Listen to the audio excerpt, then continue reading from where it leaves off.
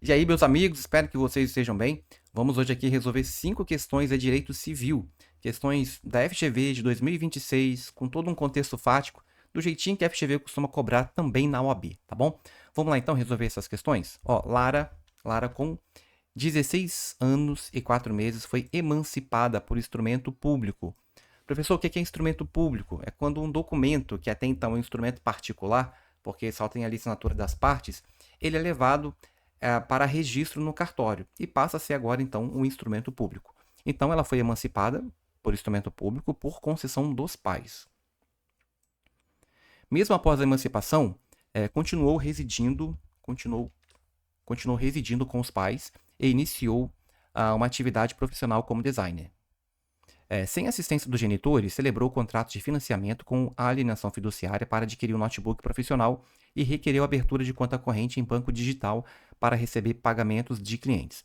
O banco, ao analisar a documentação, condicionou a abertura da conta à participação dos pais, como assistentes, na assinatura do contrato, em razão da idade e da suposta incapacidade civil de Lara. Então, nós vamos analisar aqui as alternativas. Mas uma coisa é certa: se ela foi emancipada pelos pais, ou seja, é como se ela já tivesse os 18 anos completos. Ela não precisa mais da assistência dos pais para poder negociar, para poder contratar. Não precisa. O que você deveria ficar atento ainda aqui é o seguinte: quando essa emancipação ela é feita aqui pelos pais, nós estamos falando daquela emancipação voluntária. Os pais voluntariamente decidiram emancipar ali a menor com 16 anos de idade. E aí só precisa realmente do instrumento público. Por quê? Porque se a Lara, por algum motivo, não tivesse pais e ela estivesse ali debaixo da proteção de um tutor, o tutor, para conceder a emancipação, precisaria de uma sentença judicial. Não é aqui o caso dos pais, tá bom? Então, essa exigência aqui do banco, ela é indevida, pois a emancipação regularmente outorgada confere a Lara capacidade plena para todos os atos da vida civil, inclusive contratar financiamento e abrir conta bancária sem assistência. É exatamente esse aqui o nosso gabarito, tá bom? Só para relembrar aqui então para vocês, então, olha só. Eu quero esse artigo aqui, ó. Cessará para os menores a incapacidade, não pela concessão dos pais ou de um deles na falta do outro, mediante instrumento público. Isso aqui é o nosso gabarito. Independentemente de homologação judicial ou por sentença do juiz. O que é preciso da sentença do juiz? Ouvido o tutor, ou seja, ele não tem pais, mas tem um tutor. Se o menor tiver 16 anos completo. Essa aqui é emancipação voluntária. As demais aqui são emancipações legais, ou seja, conseguiu isso aqui, não precisa nem registrar em lugar nenhum. Por exemplo, se o menor com 16, 17 anos casa, ele já está emancipado, não precisa de nenhum documento, não precisa de ninguém falar nada, tá bom? Esse aqui já não tem mais aplicação, né? E os outros também são difíceis de acontecer, se bem que esse último aqui é mais simples de acontecer, tá bom? Próxima questão diz o seguinte: um fotógrafo registra uma pessoa anônima caminhando em uma praça pública. A imagem é publicada originalmente em um site jornalístico como ilustração de uma matéria sobre vida urbana. Meses depois, uma agência de publicidade solicita a mesma fotografia para utilizá-la em uma campanha nacional de outdoors de uma marca esportiva. A pessoa é identificável por características físicas e contextuais, embora não esteja em close frontal. Então, à luz da legislação brasileira sobre o direito de imagem, a conduta correta e juridicamente segura é... Bom, então foi tirada uma foto de uma rua, de uma praça, e tem algumas pessoas ali. E aí, é só tirar a foto e publicar? Será que pode fazer isso? Então, qual seria a conduta correta juridicamente? Vamos analisar. Obter autorização expressa da pessoa retratada, pois a finalidade publicitária do uso exige consentimento, independentemente de a imagem ter sido captada em local público ou utilizada previamente em contexto editorial. Exatamente isso aqui é o nosso gabarito. Sim, precisa sim de autorização da pessoa retratada, tá bom? Mesmo que não seja usada, sei lá, de maneira vexatória ou para qualquer outra situação, precisa da autorização. Então vamos ver o erro das outras. Autorizar o uso publicitário sem consentimento, desde que a imagem não ofenda a honra ou a boa fama. Não. Mesmo que não ofenda, precisa do consentimento. Permitir o uso, pois a publicação prévia em contexto jornalístico extingue o direito de imagem. Aí já é absurdo, né? Utilizar a imagem mediante a aplicação de recursos gráficos que reduzem parcialmente a identificação visual da pessoa. tá até melhorzinho do que as demais, né? Mas veja que reduzem parcialmente. Se reduz parcialmente, ainda é possível identificar a pessoa, então também não seria o nosso gabarito. Autorizar o uso, uma vez que o fotógrafo é quem detém os direitos autorais. Aí também apelou, né? Também não poderia ser nunca. Então, letra A. Vamos aqui para a nossa próxima questão. O governador do estado Alfa solicitou à sua assessoria a confecção de um parecer jurídico versando sobre as características dos bens públicos dominicais, em observação à legislação que trata da matéria. Então, buscava assim dar continuidade às políticas públicas do referido ente federativo, de forma a satisfazer os direitos fundamentais da coletividade. Então, ele quer saber sobre os bens públicos dominicais. Tá bom? Lembramos que nós temos os bens públicos de uso comum do povo, as praias, os rios, os mares. Nós temos os bens públicos de uso especial, né, que são os prédios públicos que são usados, as escolas, as creches, tudo isso são bens de uso especial. E temos também aqui os bens dominicais, tá bom? Então, os bens públicos dominicais são aqueles que não têm uma afetação, eles não têm uma utilidade pública no sentido de que está sendo usado por alguém, de que é um prédio público, não, eles são desafetados. E esses bens públicos dominicais, eles não podem ser, não podem passar por uso capião, tá? De maneira alguma, mas eles podem sim ser alienados de acordo com a lei. Então vamos dar uma olhada aqui, ó. Muito embora os bens públicos dominicais não possam ser usucapidos, isso é verdade, admite a alienação, que é a venda deles, desde que a transferência seja efetuada para outro ente federativo ou para entidades integrantes da administração indireta. Não, parece que está boa, mas está quase boa. Por quê? Porque não existe essa limitação de alienar somente para outro ente federativo, né? Seria até estranho, né? Você, por exemplo, vender um terreno ali, sei lá, no estado da Bahia para o estado de Minas Gerais, né? Então, aquele terreno ali que está no estado da Bahia pertence ao estado de Minas Gerais.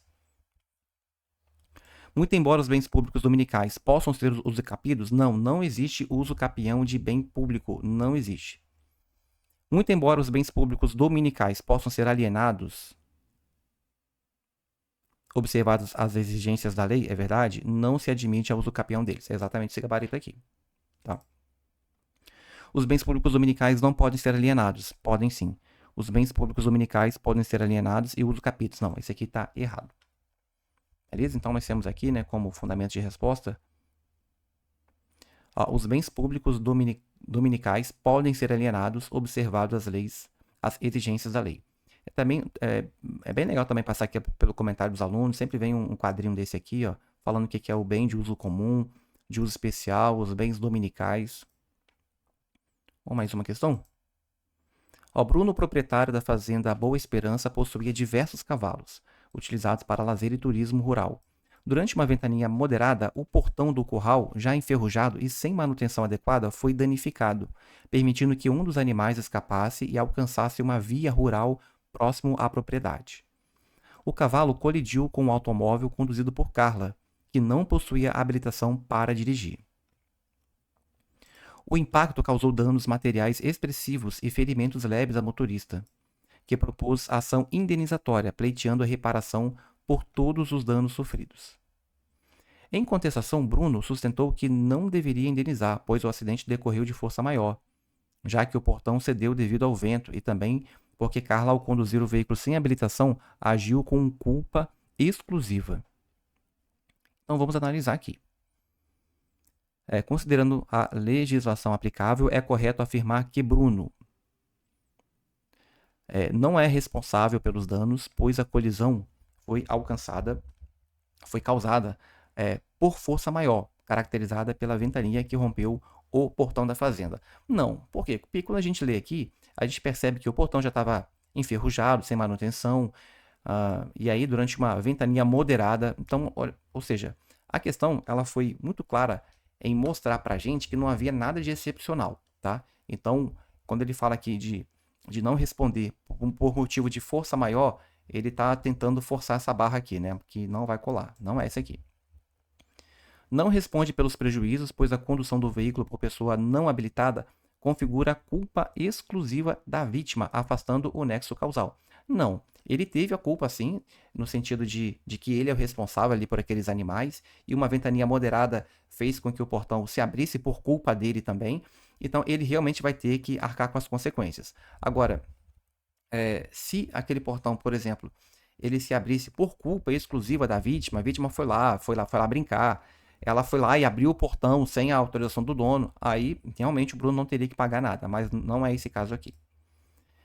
Responde objetivamente pelos danos causados pelo animal, pois não comprovou a exclusão do nexo causal, seja por força maior ou por culpa exclusiva da vítima. É esse aqui o nosso gabarito.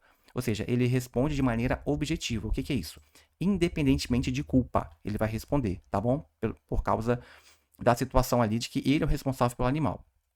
E ele não comprovou a exclusão do nexo causal, ou seja, o dano foi causado pelo animal. E o animal ele só causou aquele dano porque o dono dele teve culpa no sentido de não proteger adequadamente, tá? Então, o nexo causal, ele existe. E não existiu aqui a culpa exclusiva da vítima, não existiu, tá bom? Então, responde solidariamente com Carla, não é isento de responsabilidade também não. Vamos lá, nossa última questão de hoje. Joana foi criada desde os 2 anos de idade por Marcos, que exerceu de forma contínua e pública as funções paternas, estabelecendo com ela vínculo afetivo sólido, embora não fosse seu pai biológico. Anos depois, Joana descobriu a identidade de seu genitor biológico, Paulo, com quem passou a manter relação de convivência. Diante disso, Joana ajuizou a ação buscando o reconhecimento simultâneo da paternidade socioafetiva e da paternidade biológica, com todos os efeitos jurídicos decorrentes. Então, sobre a situação hipotética narrada, de acordo com o entendimento consolidado do Supremo Tribunal Federal, assinale a afirmativa correta. Bom, aqui eu queria comentar com vocês o seguinte. A gente sabe que a FGV ela costuma cobrar mais uma questão que envolva um artigo de lei, ou seja, uma situação fática em que você vai interpretar de acordo com a lei. Só que desde o exame 45, que há de maneira expressa no nosso edital o tal dos precedentes qualificados, tá bom? E aí, é claro que a gente não vai de uma hora para outra trazer vários e vários precedentes qualificados, mas esse aqui eu acho que vale muito a pena trazer, porque a gente percebe uma tendência da FGV de vir para esse lado, não de maneira forte, não de maneira desordenada, mas de pouco a pouco, gradativamente, nós vamos perceber esse tipo de questão nas nossas provas, tá bom? Então aqui, essa questão, ela trata sobre uma situação em que uma criança, ela tinha ali um padrasto, né? E aí criou-se ali um laço de afetividade entre eles, e mais tarde ela descobriu que tinha ainda, né, o pai biológico vivo. E a pergunta é, ela pode ter 2 pais? Ela pode ter o registro ali do pai biológico e também ali do pai socioafetivo? Ela poderia ter esse reconhecimento, esse duplo reconhecimento da paternidade socioafetiva e da paternidade biológica? E nós vamos ver que sim, tá bom? Ela poderia conseguir sim. Então, eu vou colocar aqui para vocês. O reconhecimento da paternidade biológica prevalece? Não. O reconhecimento da paternidade socioafetiva impede? Não. A multiparentalidade somente pode ser admitida se houver prévia exclusão do vínculo biológico, também não. É juridicamente possível o reconhecimento simultâneo da paternidade biológica e da paternidade socioafetiva, produzindo ambas todos os efeitos jurídicos em respeito à dignidade da pessoa humana e à proteção integral da filiação. Exatamente. Exatamente. Tá bom? Então, a proteção integral da filiação vai ser preservada no sentido da paternidade biológica, mas também o respeito à dignidade da pessoa humana que foi criada por aquela pessoa que se dispôs a ser um pai para ela, tá? Então, temos aí essas 5 questões. Espero que vocês tenham aproveitado bastante aí. Até a próxima. Um abraço. Tchau, tchau.